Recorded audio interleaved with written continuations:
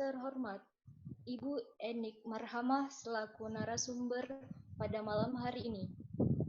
Yang kami hormati, rekan mahasiswa UEN Sunan Kalijaga Yogyakarta dan para tamu undangan beserta hadirin yang berbahagia.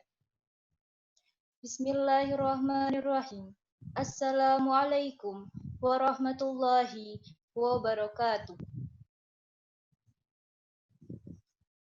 Puji dan syukur, marilah kita panjatkan kehadirat Allah Subhanahu wa Ta'ala yang telah melimpahkan rahmat serta hidayahnya kepada kita semua, sehingga dapat berhadir bersama dalam acara diskusi asik dengan tema Lestarikan Budaya dengan Merajut Potensi Daerah Kukis Talipuk.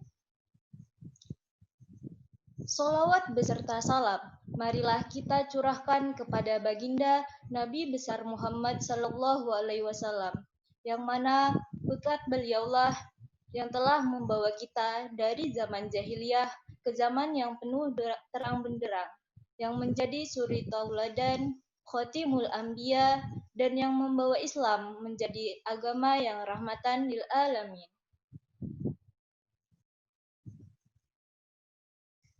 Marilah kita buka acara pada malam hari ini dengan bersama-sama membaca basmalah. Bismillahirrahmanirrahim.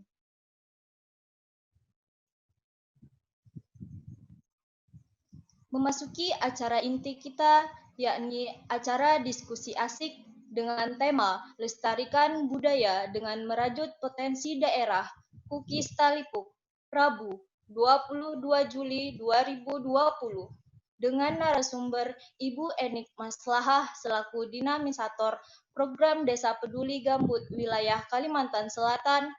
Sebelum narasumber memaparkan materi, saya akan membacakan kurikulum vitae narasumber kita pada malam hari ini terlebih dahulu.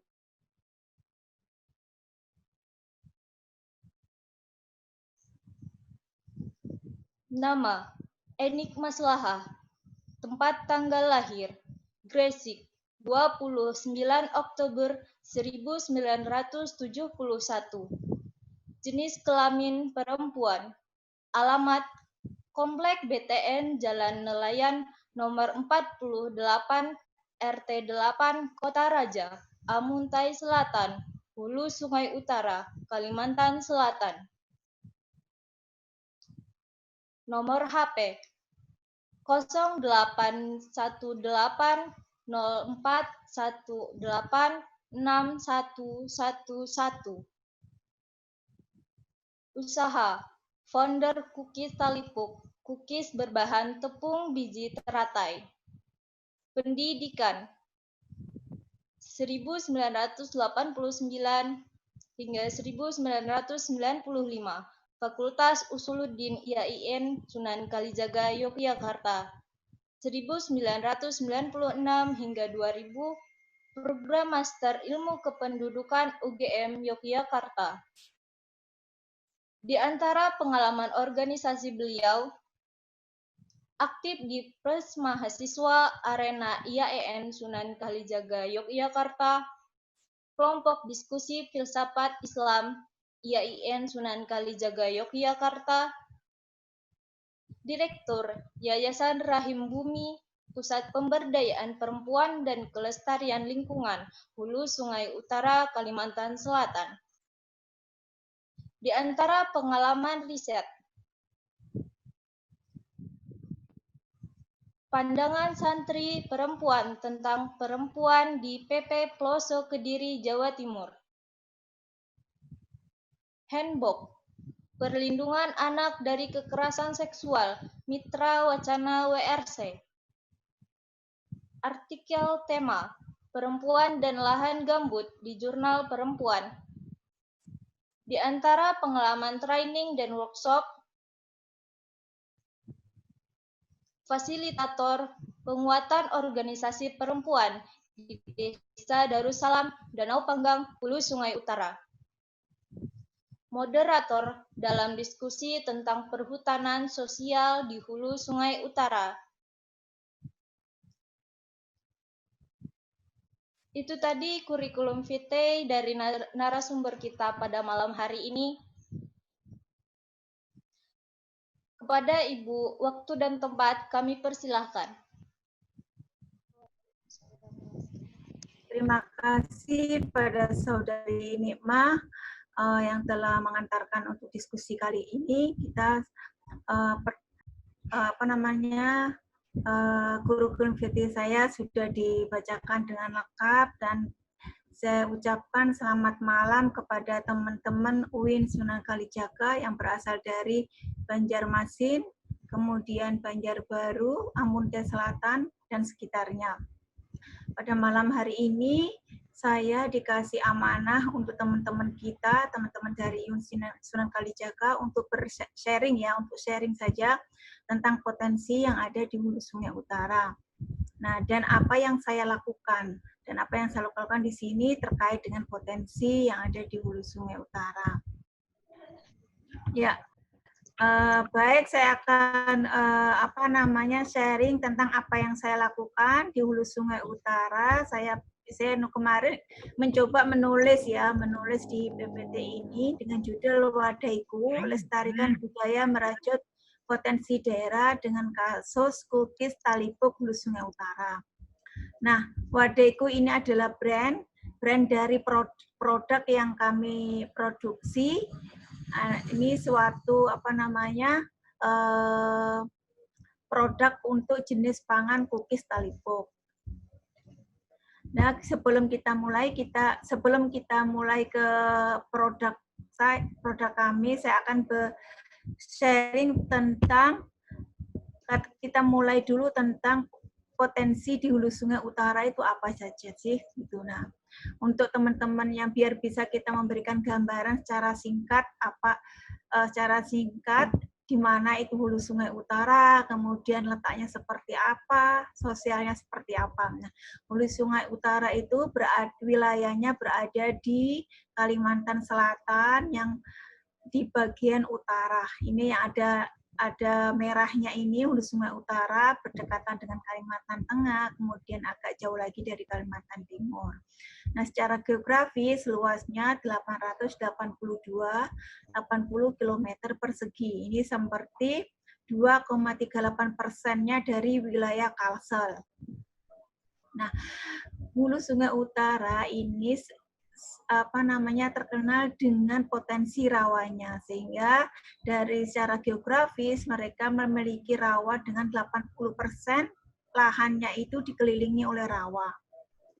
Kemudian dari sumber dayanya, ini kalau kita melihat Hulu Sungai Utara, kita mesti tidak lepas dari sungai. Ini sungai itu di situ ada banyak potensi ikan lokalnya, papuyu, kemudian saluang, sepat, baung, gabus, dan macam-macam.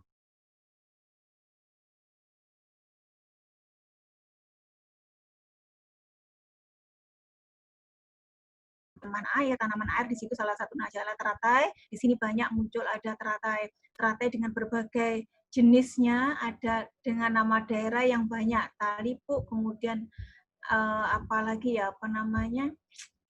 namanya itu teratai bisa macam-macam, bisa ada yang bunganya ungu, ada yang bunganya putih, kemudian ada yang bisa bunganya itu bisa dimakan seperti kacang, macam-macam. Nah, kemudian juga binatang yang ada di ekosistem gambut itu ada itik, ada kerbau rawa yang kerbau biasanya hidup di darat, tapi kalau ini di Sungai Utara kita bisa menemukan kerbau yang ada di rawa. Kemudian juga kalau untuk tanaman dan pohon yang sangat banyak di sini, ada rumbia, kemudian pohon galam, kemudian pohon karet, macam-macam, dan banyak sekali di sini. Kemudian padi lokal juga banyak. Hortikultural juga sangat banyak, khususnya dengan sayur mayur untuk untuk rawa ya. Untuk rawa itu ada kalakai, ada pakis, kemudian ada bunga teratai bisa juga dipakai sayur, macam-macam. Kemudian untuk sosial ekonominya kita lihat. Kalau di Hulu Sungai Utara itu sebagian besar adalah masyarakatnya berasal dari suku Banjar. Suku Banjar, sebagian juga Jawa itu ada di sisi-sisi di sisi-sisi daerah yang pusat transmigrasi itu banyak Jawa, itu di daerah dekat Kecamatan Banjang, Pulau Damar, kemudian Pulau Besar itu banyak, itu di situ ada ada komunitas Jawa. Kemudian selain itu ada pedagang-pedagang makanan pentol itu dikuasai oleh Madura, kemudian Jawa juga. Nah, untuk pendidikan ini sangat bagus di Hulu Sungai Utara. Pendidikannya terkenal dengan kota santri. Hampir pondok yang terbesar di Kalimantan Selatan adalah berada di Hulu Sungai Utara. Dan setiap kecamatan ada pondok pesantren. Kemudian masyarakatnya, ekonominya terkena dengan pedagang. Hampir di seluruh Kalimantan, baik Kalimantan Timur, Kalimantan Tengah, itu dikuasai oleh pedagang-pedagang dari Amuntai. Jadi kemudian pasar Amuntainya juga sangat ramai karena sekeliling daerah di sekitar hulu sungai, kebanyakan mereka mengambil barang ada di Hulu Sungai Utara. Kemudian perikanan juga menjadi pusat perikanan di situ karena sungainya masih lumayan besar, banyak. Kemudian juga tanah rawa lebaknya itu ketika musim hujan menjadi kolam, musim kering menjadi sawah. Nah, ini bisa menjadi potensi ikan itu terus menerus. Kemudian kerajinan, kalau kerajinan itu ada pasar Kamis. Pasar Kamis di situ kerajinan, ada kerajinan urun yang terkenal, kemudian Bamban, kemudian Ilung itu eceng gondok, kemudian rotan, kemudian paring itu bambu. Nah, terkenal hampir seluruh Kalimantan kerajinan anyaman dari serat alam itu dikuasai oleh Hulu Sungai Utara. Nah, di sini ada namanya kawasan perdesaan kerajinan dari desa-desa gambut yang itu baru diperbebkan oleh Bupati Hulu Sungai Utara pada tahun 2019. Nah, pertanian juga termasuk di sini potensi yang sangat besar. Jadi saya kira kalau ini dikembangkan dengan baik, Hulu Sungai Utara bisa menjadi lumbung pangan dan bisa menjadi lumbung kerajinan. Kemudian secara kultural, coba kita melihat apa sih yang sisi kultural yang ada di Hulu Sungai Utara. Di situ kalau saya melihat kultur itu aktivitas yang dilakukan oleh masyarakat di situ.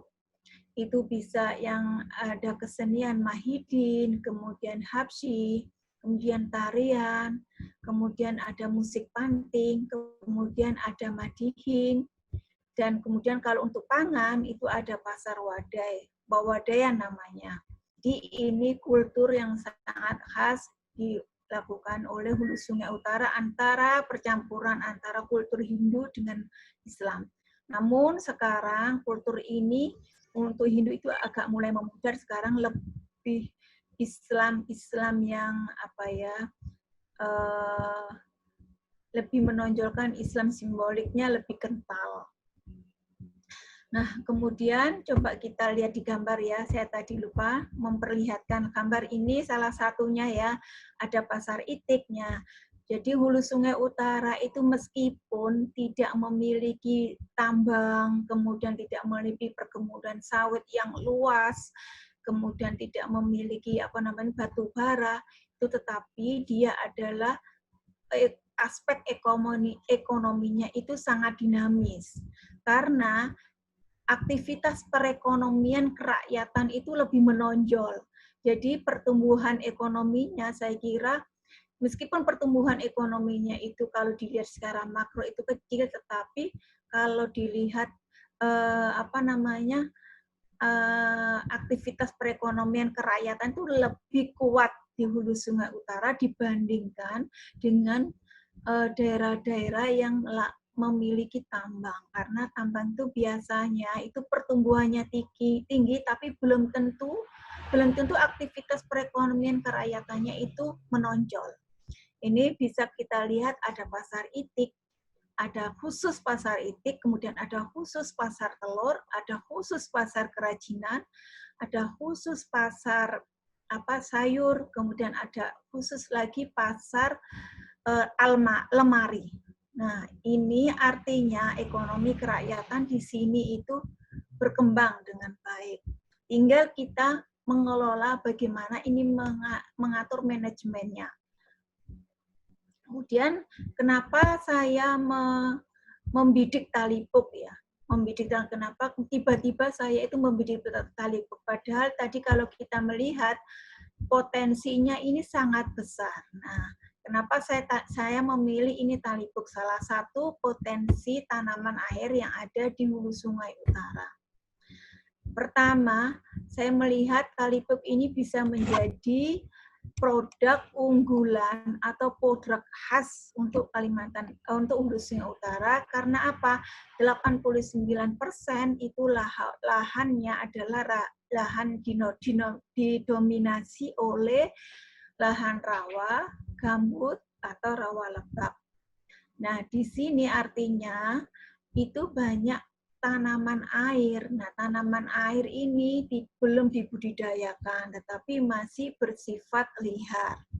Nah, untuk kedepannya mungkin nanti kita bisa teman-teman mahasiswa atau teman-teman nanti yang jurusan pertanian, perikanan bisa mengembangkan ini. Gimana caranya bisa mengembangkan untuk tanaman rawa, karena ini di Cina bisa berkembang dengan bagus ya, dengan bisa dijadikan obat herbal, tapi kita belum sampai menuju ke situ. Ini perlu ada riset-riset lanjutan teman-teman mahasiswa yang lain, jurusan biologi atau jurusan kehutanan bisa melihat ini. Ini sebagai salah satu produk hutan gambut. Kemudian yang kedua, Talipuk sebagai pangan pokok dulu, ceritanya nenek-nenek kita itu, Talipuk itu sebagai makanan pokok selain beras. Jadi kalau orang HSU itu kan, kalau dulu itu panennya 1 kali setahun.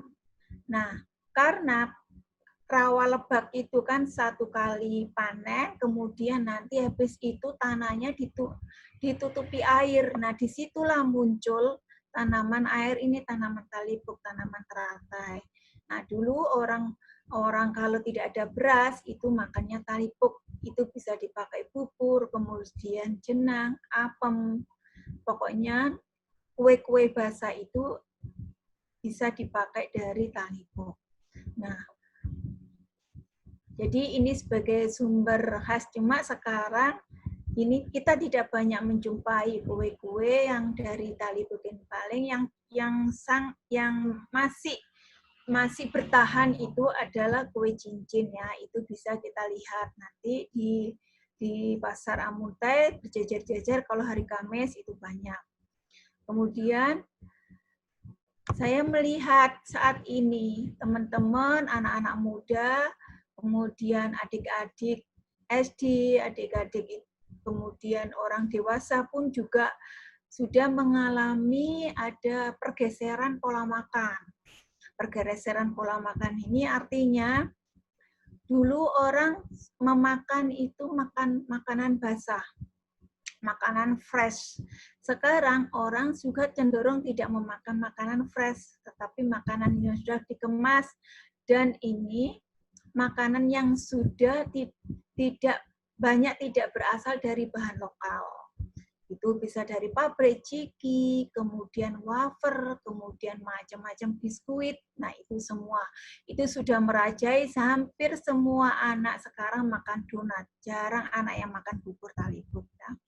Kemudian juga ini terjadi marginalisasi pangan. Apa itu marginalisasi pangan? Jadi talipuk ini lama-lama dipinggirkan, terpinggir, tersisih artinya. Marginalisasi itu ada proses peminggiran, ada proses penyisihan. Dari mulai menjadi awal menjadi makanan pokok, sekarang sudah tidak menjadi makanan pokok lagi, tetapi dan juga tidak menjadi makanan yang favorit lah, tapi sekarang menjadi makanan selingan atau bahkan tidak dikenal atau menjadi nilainya rendah. Kemudian atau juga bisa dianggap itu makanan desa, makanan kampung kayak gitu. Kurang bergengsi. Orang tidak merasa makan talipuk itu makan sesuatu yang gengsi seperti kita makan di donat, kemudian makan Kentucky, ayam Kentucky, kemudian makan kue-kue yang modern. Jadi ada orang cenderung cenderung tidak pede untuk makan ini ya.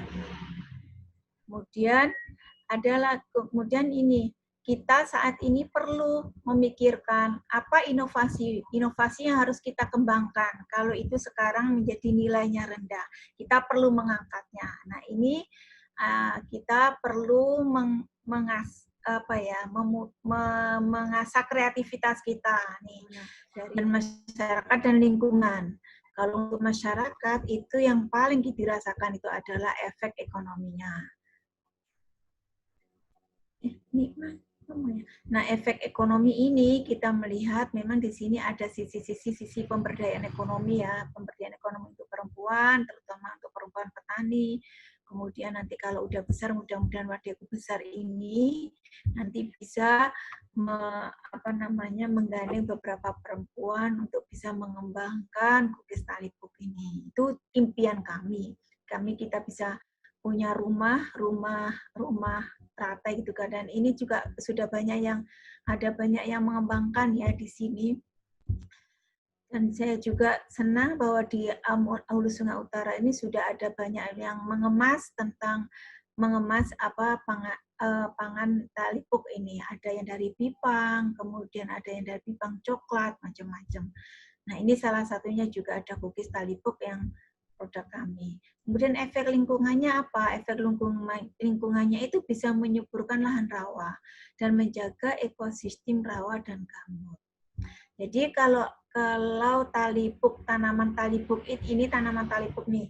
Ini kalau tanaman talipuk ini bisa subur ini akan bisa mengundang berbagai ikan lokal di dalamnya, itu sangat senang.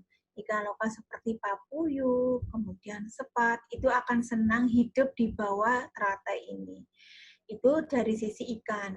Kemudian dari sisi rawanya juga bagus. Kemudian juga burung belibis, burung apa itu akan senang, dia akan senang ke sini, ke bunga-bunga talipuk ini. Jadi ini akan menjaga ekosistem yang ada di rawa itu. Nah, cirinya kalau ada tanaman talipuk ini berarti itu tanahnya itu tidak terkontaminasi dengan banyak zat kimia seperti pestisida. Karena kalau sawah ladang itu ditanami dengan menggunakan pupuk pestisida, itu kalau musim air naik, istilahnya orang sini musim air naik, air akan datang di lahan-lahan sawah itu, dia itu tidak akan menyuburkan teratai karena tanahnya itu sudah terkontaminasi. Jadi kalau ingin mengembangkan teratai itu artinya kita bisa menjaga alam kita. Nah, kemudian saya akan bercerita ya, perjalanan Wadaiku dimulai dari mana. Nah, ini ada gambar dua. Yang pertama ini kemasan yang awal kita launching. Kemudian ke tahun 2019 akhir Oktober itu kita beralih pada kemasan yang ini karena ini ada beberapa rekomendasi ya. Nah, kenapa? Awal saya memulai untuk memproduksi tali puk ini pada tahun 2017. Pada tahun 2017 itu, akhir 2017 ya, sekitar bulan November, Desember, saya keliling-keliling ke Hulu Sungai Utara mencoba melihat potensi-potensi yang ada di Hulu Sungai Utara, kemudian banyak ketemu orang, banyak ketemu teman-teman yang di pertanian, kemudian ketemu petani, ketemu ibu-ibu yang ada di desa-desa. Itu saya akhirnya bisa menemukan tali puk ini. Ternyata oh mungkin ini ini bisa dikembangkan. Nah, saya mulai mencoba meramu kemudian mencoba beberapa resep ya. Mencoba melihat ini kan memasak itu kan salah satu seni ya, salah satu seni dan juga salah satu kultur. Saya mencoba merangkai beberapa bahan untuk dijadikan, akhirnya bisalah jadi kukis tali puk. Kukis ini berupa kukis ini berkali-kali percobaan bisa menghasilkan 4 rasa. Yang pertama coklat, kemudian ada original, kemudian ada rasa kelapa, kemudian ada rasa spikuk. Spikuk itu rasa rempah-rempah seperti kayu manis itu. Nah, dari sini saya berpikir bahwa saya perlu memproduksi kukis tali puk yang rasanya itu tidak asing bagi anak-anak muda. Karena ini segmennya saya nyasar ke anak muda. Jadi anak muda itu sukanya apa sih? Oh, sukanya coklat. Saya kasih coklat gojib. Kemudian ini biar jadi saya memadukan ya antara pangan lokal dengan modern. Dan ini kita ramu biar menjadi sesuatu yang pangan lokal tetapi dengan tampilan yang baru. Dengan tampilan yang baru yang bisa diterima banyak orang dan bisa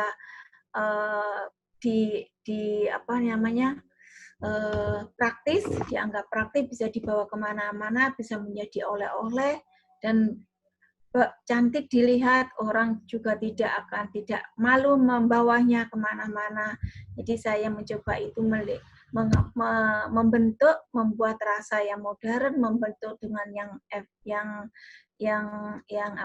yang praktis, kemudian mengemas dengan yang kemasan yang kece gitu kan, yang kece, yang cantik, yang keren lah gitu. Nah, kemudian tahun 2018 saya mencoba memberanikan diri untuk meluncurnya ketika pas di hari ulang tahun HSU pada tanggal 1 Mei 2018. Itu pertama saya dapat pesanan untuk acara event MTQ di Danau Panggang. MTQ Kabupaten, kemudian saya jual waktu itu waktu ada lonceng itu kan ada pameran tuh, ada lapak-lapak itu, saya jual di situ. Kemudian di orang-orang seminar saya mencoba menjualnya di tempat-tempat seminar. Waktu itu ada seminar dokter se-Banjarmasin ya, se-Kalimantan Selatan, saya mencoba di situ. Kemudian saya juga menceritakan produk saya itu di dinas-dinas, dinas pertanian dan ketahanan pangan. Mereka tertarik itu.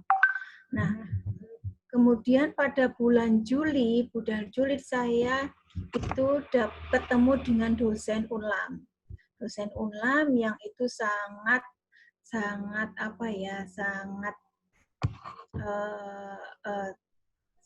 pemerhati dengan kukis tali puk. Mereka juga riset dengan tali puk, dia juga mengembangkan tali puk. Beberapa bipang modern yang ada di hulu sungai ini itu dilatih oleh Ibu Dr. Rita. Ibu Dr. Rita ini juga berasal dari Amunte, dia menjadi dosen di Unlam, di dosen perikanan ikan pangan. Nah, saya dikenalkan oleh program PPBT PPBT-nya pemula berbasis teknologi, aku lupa. Bisnis pemula berbasis teknologi. perusahaan pemula berbasis teknologi. Dan ada program itu saya diajak untuk mengikuti seleksi itu, mengikuti lomba yang diadakan oleh Kementerian Pendidikan dan Kebudayaan. Waktu itu saya dikuatkan oleh Ibu Rita, coba kamu bisa nggak kamu ikut ini? Ya, saya ikut, kemudian didampingi oleh Ibu Rita, karena beliau waktu itu ceritanya dia ke Kak Muntai. Nah, kemudian di toko dia melihat ada produk saya. Kemudian ini siapa yang membuat, dia mencari, kemudian akhirnya ketemu saya, kemudian dia menawarkan kepada saya untuk dimasukkan di dalam program pengusaha pemula berbasis teknologi tadi itu di Kementerian Kebudayaan. Saya mencoba mendaftar di situ dengan didampingi oleh Unlam juga, inventor. Jadi istilahnya inventor. Ibu Rita itu menjadi inventor kami menjadi tenannya beliau. Nah, akhirnya kemudian saya juga nggak mikir ya itu masuk seleksi. Bulan Oktober kami dapat surat untuk seleksi untuk presentasi di Jakarta. Nah, saya ke Jakarta untuk presentasi di sana, ternyata itu saingannya berat sekali, seluruh Indonesia, hampir seperti seleksi Indonesian Idol gitu, kita antri banyak di Hotel Sahid waktu itu ya, ada beberapa kamar gitu kan, setiap ada 4 profesor yang menilai kami presentasi 15 menit, kemudian ditanyai, kemudian diuji. Itu di situ kami mulai sadar bahwa perlu kita memikirkan secara serius untuk bisnis ini. Nah, habis presentasi itu saya tidak menyangka besoknya itu tidak mengira lah saya itu akan mendapatkan dari dampingan dari BPPT itu. Itu sampai tahun 2019 Januari tidak ada, habis setelah presentasi itu, kemudian baru Januari 2019 kami mendapatkan surat bahwa kami lolos menjadi dampingan dari Kementerian Pendidikan dan Kebudayaan untuk dikembangkan sebagai pangan lokal yang bisa menjadi itu ikon daerah. Nah, kemudian kita dibimbing selama 8 bulan, mulai Maret sampai Oktober 2019, dibimbing di situ. Karena kebetulan saya ketika kita mendaftarkan itu, produk kami sudah ada izin PIRT-nya ya, izin untuk produksi, izin rumah tangga sudah dapat dari Dinas Kesehatan Hulu Sungai Utara, sehingga saya juga bisa mendaftar itu. Kalau seandainya saya belum punya PIRT, mungkin belum bisa mendaftar untuk itu. Jadi, nah di situ kita digodok pada tahun 2019 itu kita digodok, apa aja yang digodok kita itu didampingi itu, terutama kita didampingi untuk belajar melengkapi menjadi pengusaha makanan. Syarat-syaratnya menjadi pengusaha makanan itu ada bagian legalitas harus dipenuhi, banyak banget. Kalau untuk makanan itu tuh sangat ribet, ada Badan POM, kemudian ada uji bebas logam, kemudian ada uji gizi, kemudian ada uji halal. Nah, kebetulan waktu pertengahan dari pendampingan saya baru mendapatkan legalitas uji halal. Kemudian di akhir pendampingan kami juga sudah keluar bahan yang kami pakai untuk produksi ini sudah menjadi bebas logam. Nah, saya didampingi oleh PPBT dari Universitas Erlangga Surabaya. Jadi Dokter Aksania, Ibu Dokter Aksania sama Bapak Yusri. Bapak Yusri itu dua-duanya beliau membimbing kami, dan kami diikutkan dengan berbagai pelatihan ya, pelatihan produksi, kemudian pelatihan kemasan, kemudian pelatihan rumah produksi. Nah, itu kami dipertemukan dengan banyak orang, termasuk ahli makanan dari Indofood, kemudian ahli kemas. Itu kita banyak belajar dari situ. Nah, hasil dari pendampingan itu apa? Termasuk salah satu perubahan dari kemasan ini. Nah, brandnya kita adalah Wadaiku. Kita kita mendapatkan rekomendasi untuk membuat kemasan yang lebih kecil, agar harga itu lebih rendah, karena kalau kemasannya besar juga itu akan tinggi, itu susah bersaing. Jadi kita itu dilihat dari kemasannya, kemudian ukuran cookies semuanya dikritisi. Sampai pembuatan rumah produksi juga kita berkali-kali berubah rumah produksi kita karena ada monef dari Jakarta. Misalnya orang Jakarta bilang ini nggak boleh dengan kayu, kalau yang di Banjarmasin boleh. Nah, ini ada perbedaan beberapa kali itu untuk pendaftaran Badan POM. Jadi pendaftaran Badan POM itu kita nanti mendapatkan izin MD. Izin MD yang itu bisa diedarkan secara nasional. Kalau PIRT belum bisa diedarkan secara nasional. Tapi bisa saja kalau untuk yang kalau kita informal. Kalau untuk formalnya tidak boleh. Nah, Badan POM itu harus punya rumah produksi yang itu sesuai dengan standar produksi pangan. Kemudian juga, jadi akhir dari tahun 2019 kami baru mendapatkan hasil dari uji Badan POM itu nilai A untuk kategori dasar dari rumah produksinya, tapi belum mendapatkan izin MD-nya. Setelah itu dari situ kita sekarang sudah mendapatkan izin MD itu keempat-empatnya. Itu baru kemarin, baru bulan Juli 2020.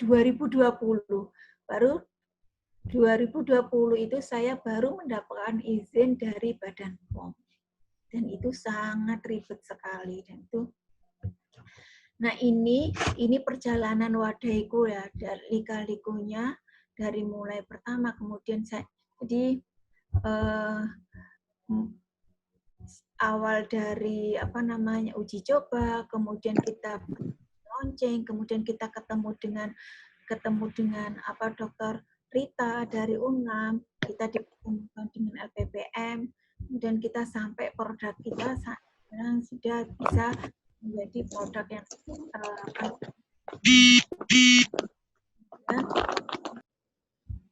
Nah, kita punya visi misi nih, Wadaiku. Itu masuk dalam satu perusahaan, brandnya Wadaiku. Kalau untuk CV-nya adalah Berkah Bumi Lestari. Nah, visi misinya apa untuk Wadaiku ini? Visinya adalah menjadikan pangan lokal yang tersohor dengan keamanan lokal dan kelestarian lingkungan. Kemudian misinya pertama, satu, meningkatkan kesadaran konsumsi dan memuliakan pangan lokal dan kelestarian lingkungan. Jadi kita tetap masih dalam bingkai kelestarian lingkungan. Yang kedua, misi kita tentunya kita ingin mengembangkan inovasi dan keragaman pangan lokal. Dari ke depan, mungkin nanti kita tidak hanya cookies, tetapi bisa untuk inovasi pangan yang lain. Kemudian yang ketiga, bisa memproses dan memproduksi pangan dengan baik, bersih, dan sehat, dan bisa meningkatkan kesejahteraan. Dan karena memang ini yang penting ya untuk meningkatkan kesejahteraan. Kemudian, dari pengalaman kita membuat produksi, berbisnis dengan Cookies Talipuk ini ada banyak tantangan, hambatan, dan pembelajaran di situ. Yang pertama, tantangannya itu sangat terlihat dan kita rasakan itu adalah serbuan produk pangan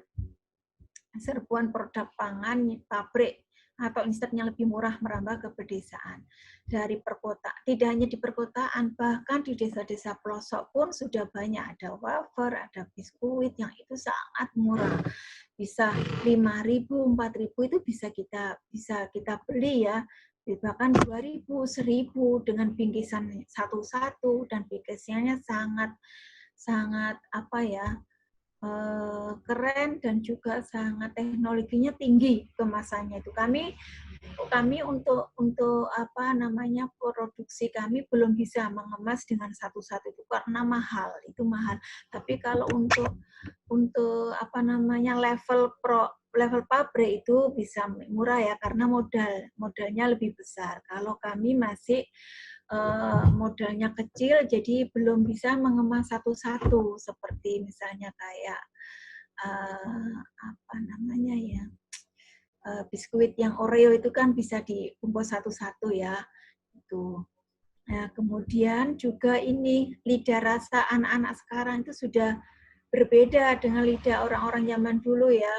Jadi ini tantangannya memang apa namanya besar banget tantangannya dan juga anak sekarang itu suka makanan yang colorful, artinya makanan yang penuh warna, yang kalau nggak ada warnanya itu nggak menarik. Padahal talipuk ini warnanya itu coklat. Kalau mau dikasih warna merah jadinya coklat juga gitu kan. Jadi warna ini kurang menguntungkan juga sebenarnya. Jadi ini tantangannya memang besar. Kemudian juga ada apa namanya yang hambatannya itu bahan baku. Karena ini tidak dibudidayakan, masih liar. Ini bahan baku sangat tergantung dengan musim. Dan ini juga kalau ada pertanian non organik itu bahan bakunya juga merosot karena dia tidak bisa hidup kalau lahannya itu sudah terkontaminasi dengan apa namanya semprotan rumput kayak seperti ini. Kemudian juga pasar modern. Nah, pasar modern itu untuk kita yang dengan produksi masih kecil ini kita itu sangat susah masuk di pasar modern seperti supermarket, hypermart itu sangat sulit karena itu butuh modal yang besar dan biasanya modelnya adalah model titip ya. Jadi kemudian juga kita belum tentu juga kalau masuk dipajang di tempat yang strategis. Jadi ini masih banyak tantangannya kalau kita untuk mengembangkan pangan lokal karena kalau kita coba lihat nih di hipermarket itu banyak banget ini hampir satu rak ini nggak ada nih pangan lokal. Adapun kalau itu ada, itu sudah produksi rumah tangga yang sangat besar ya, karena mereka tidak mau menitip dengan barang yang sedikit karena dia punya gerai banyak ya, misalnya dalam satu supermarket ini kan biasanya misalnya supermarket A gitu kan, nggak hanya satu dia punya banyak kan di beberapa kota. Nah itu dia pingin yang ada di kota itu, yang ada di provinsi itu diisi semua. Nah, ini perlu modal banyak. Nah, itu sih tantangan dan hambatannya. Jadi dan juga ada pembelajaran di sini. Pembelajarannya apa? Kita bisa melihat kembali kekayaan dan keragaman pangan lokal yang ada di sekitar kita. Banyak sekali potensi ada di sekitar kita, tapi kita belum mengembangkan dan belum mengkampanyekan sehingga orang-orang bisa melihat kekayaan kita itu sebagai sesuatu yang punya nilai. Nah, ini juga pembelajarannya salah satunya adalah juga kita melestarikan salah satunya kebudayaan Nusantara. Demikian mungkin nanti bisa sharing ya untuk lanjutannya. Saya kira itu sudah presentasi saya, mungkin teman-teman bisa tanggapi atau bisa kasih masukan kepada kami agar kami juga bisa berkembang. Terima kasih dari Hulu Sungai Utara, Kayu Baimbai. Assalamualaikum warahmatullahi wabarakatuh.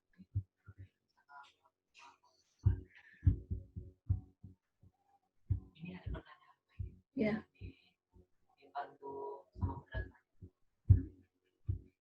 Nggak keluar suaranya ya, moderatornya.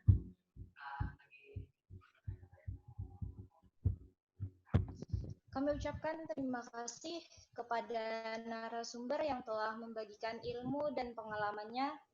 Selanjutnya kita memasuki sesi diskusi. Untuk mengefisienkan waktu yang dimiliki, saya mewakili audiens ingin menanyakan Bu, untuk Cookies Talipuk sendiri, respon masyarakat di wilayah Amuntai khususnya seperti apa Bu?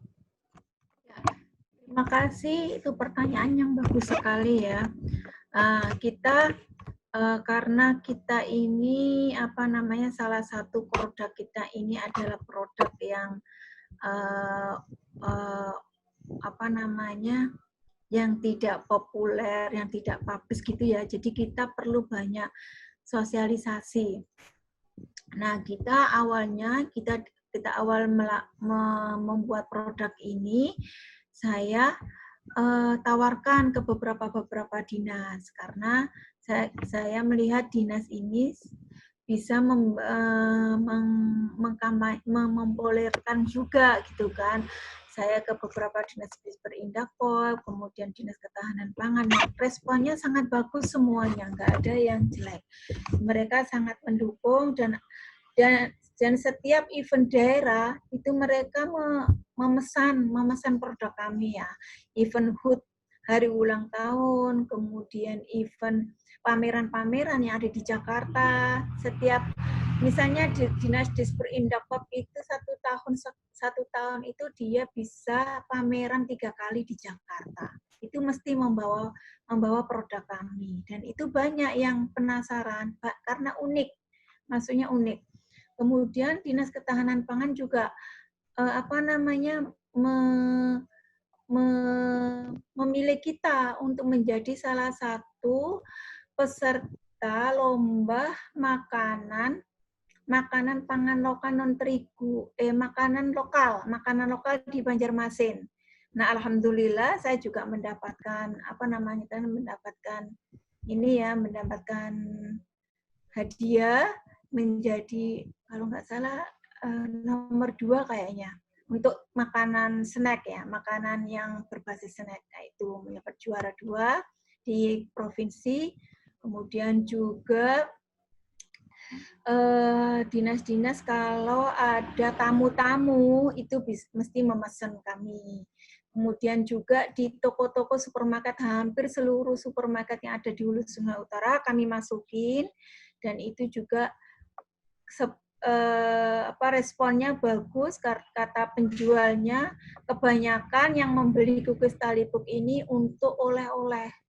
Jadi memang konsepnya memang bukan untuk camilan sehari-hari ya, tapi ini konsepnya untuk oleh-oleh. Jadi dan juga model sifat makanannya kan manis. Jadi kalau kita makan kerupuk sekali seperempat kilo langsung habis ya. Kalau ini mungkin nggak bisa tidak bisa langsung makan langsung habis mungkin. Karena kayak kita makan Oreo kan tidak bisa langsung habis sekali, satu bungkus bisa 2 hari atau disimpan gitu. Nah, ini termasuk termasuk hambatan juga, semacam tantangan juga karena memang tidak masuk camilan. Tapi ini memang konsepnya untuk oleh-oleh dan untuk menunjukkan kue tradisional. Nah, ini tantangannya kita, ini kalau kita belajar bisnis ini masuk product driven. Artinya product driven itu perlu campaign dan perlu sosialisasi, perlu pendidikan ke masyarakat. Dan ini lama untuk kalau untuk bisnis gitu kurang strategis ya, kurang Tapi kalau kita ingin strategis itu perlu modal banyak karena perlu promosi, perlu sosialisasi. Kalau kita melihat produk Yakult misalnya, Yakult itu produk driven juga. Dulu orang Indonesia tidak bisa makan padahal itu makanan sehat, makanan bagus, tapi tidak bisa. Itu perlu 10 tahun. Risetnya, sosialisasinya baru diterima oleh masyarakat. Tapi dia kan pabrik besar, modal besar. Tapi kalau untuk produk rumah tangga, saya kira ini saya harus ngos-ngosan juga untuk menjualnya. Respon orang banyak bagus responnya, cuma untuk membeli banyak untuk camilan itu kurang. Ini salah satu kelemahan kita di situ. Tapi kalau orang mulai rasanya itu sudah masuk, sudah sadar, oh kita lebih baik membeli yang bahan lokal agar kita mengurangi impor misalnya, kayak gitu, mengurangi, dan ini akan memberikan perputaran makanan di daerah. Itu bisa, kalau gitu bisa orang banyak membeli itu dengan banyak. Tapi respon orang sangat bagus. Gitu. Itu ada yang lain nggak ya? Ada yang chat yang lain? Mungkin. Masih berkaitan dengan pertanyaan yang tadi, kemudian untuk respon pemerintah sendiri bagaimana Bu? Apakah ada dukungan atau semacamnya? Oh Kak, ya kalau respon pemerintah sangat mendukung banget. Nah kita termasuk salah satunya itu izin untuk sertifikat halal MUI itu kami dibantu oleh pemerintah. Jadi gini, untuk teman-teman yang akan melakukan bisnis pangan, saya kira bisa kalau punya produk itu bisa ditunjukkan ke dinas ya, karena di dinas itu misalnya di Superindakop itu dia ada jatah dari provinsi, setiap kabupaten itu memberikan bagi UKM yang bagus itu izin sertifikat halal itu gratis dan didampingi. Itu setiap tahun ada 4 kemungkinan, ada 4 atau 3 gitu ya, setiap kabupaten. Kalau kita mengurus sendiri itu biayanya hampir 2,5 juta. Nah, untuk produk IKM, produksi rumah tangga begini, saya kira itu bisa kita mencari akses-akses di dinas. Karena dinas itu kalau ada masyarakat yang bagus, itu akan didukung dan dia akan difasilitasi, dan kami sudah merasakan itu difasilitasi untuk produk halalnya, kemudian kami juga dipromosikan, setiap pameran kami diajak, dibawa produknya, itu akan menguntungkan bagi kami. Itu saya kira. Kemudian kalau event-event besar, hari jadi itu pernah kami sebagai souvenir ya, souvenir tamu. Produk kami pernah menjadi souvenir untuk tamu hari jadi. Itu berapa tamunya, Kak? 300-an, 400-an. Nah, itu salah satunya kenapa pentingnya kita bisa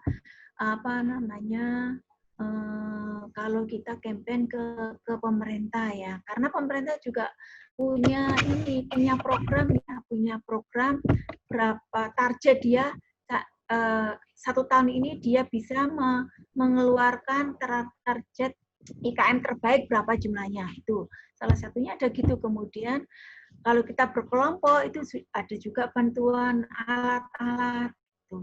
Nah, karena kami ini dapat salah satu yang kami kemarin salah satu mewakili Kalimantan Selatan ya, mendapat waktu ikut seleksi di PPBT itu kan ratusan, itu hampir 700-an yang mengikuti seluruh Indonesia.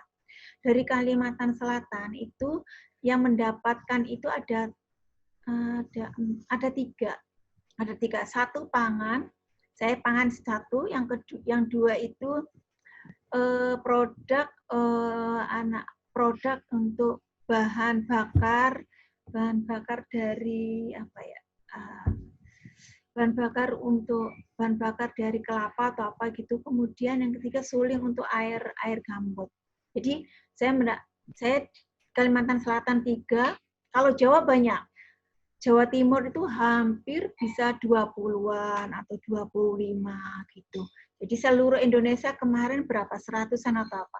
Kita ikut lombanya itu aja sampai mengikuti duduk-duduk di hotel itu antri untuk presentasi itu dari mulai subuh baru dipanggil jam 10-an. Dan itu antrinya banyak, kayak seperti antri Indonesian Idol itu. Kita bersaing dengan anak-anak muda dan banyak mahasiswa, lulusan mahasiswa UNER, UGM, IPB, IPB itu sangat banyak karena di situ ada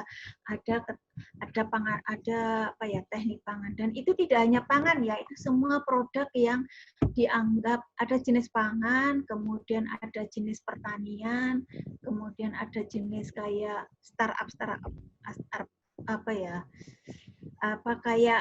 aplikasi laundry, kemudian aplikasi penyewaan jas, itu macam-macam modelnya bisnisnya. Jadi saya kira teman-teman muda kalau ingin melakukan berinovasi dengan produk-produk itu bisa mengikuti itu ya, seleksi itu nanti ada banyak bantuan. Nah, kami dari PPBT itu mendapat tidak hanya dampingan, kami mendapatkan juga insentif untuk membangun rumah produksi. Nanti ada videonya bagaimana produksi kita. Rumah produksi nanti saya share. Boleh saya share nanti videonya rumah produksi kalau teman-teman mau pingin lihat. Terus kita alat semua itu kita dapat dari sana, dapat dari dari PPBT. Jadi setelah kita presentasi, kita lolos menjadi dampingan PPBT, kita disuruh membuat proposal. Kita sudah membuat proposal, apa kebutuhan kita, budget kita berapa. Nah, di situ. Itu artinya kan dukungan pemerintah, karena dari Kementerian Kebudayaan ya. Jadi sebenarnya pemerintah itu membuka luas itu. Kemudian itu pemerintah pusat, pemerintah lokal, bahkan provinsi yang UNLAM itu sering juga memesan produk kami. UNLAM.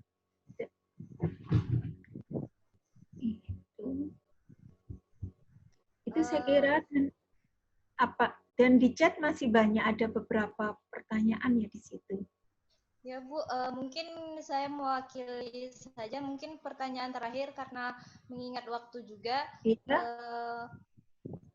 Ini pertanyaannya rencana dan harapan dari pembuatan cookies Talipuk ini, harapannya seperti apa Bu ke depannya? Baik, saya harapan ke depannya ini seperti visi kami, pangan lokal ini menjadi terdepan dan pemasaran cookies Talipus nanti mudah-mudahan bisa meluas ya, tidak hanya di HSU, kami juga sudah merambah di Banjarmasin, bisa memperluas di wilayah lain. Itu harapannya itu bisa pemasaran meluas, kemudian kita bisa berinovasi lebih beragam lagi, inovasi pangan lagi ke depan, tidak hanya cookies tapi bisa macam-macam lagi nanti. Kemudian juga yang kedua untuk masyarakat, saya berharap masyarakat mencoba melihat kembali ya pangan lokal untuk biar kalau tidak kita sendiri siapa lagi. Itu harapan kami. Dan juga saya berharap dengan anak-anak muda juga mulai kalau membeli sesuatu itu ada keperpihakan. Tidak hanya kita melihat rasa, kemudian apa yang tren, tapi kita punya keperpihakan. Oh ini pangan lokal yang ini bisa membantu teman-teman di desa Gambut, teman-teman di desa Kalimantan. Itu saya kira perlu. Kita sekarang mulai mencoba